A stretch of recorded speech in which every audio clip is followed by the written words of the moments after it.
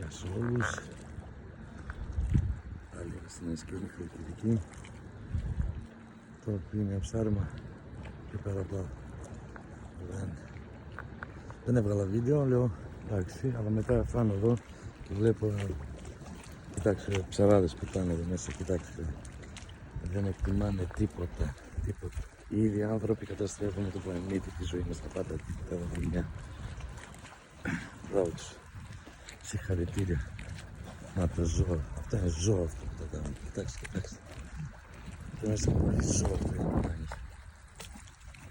Δεν ξέρω, δεν έχω λόγια. Πόσο ζώα πρέπει να είναι. Όλα είναι βρώμικα. Τι να πω, δεν ξέρω.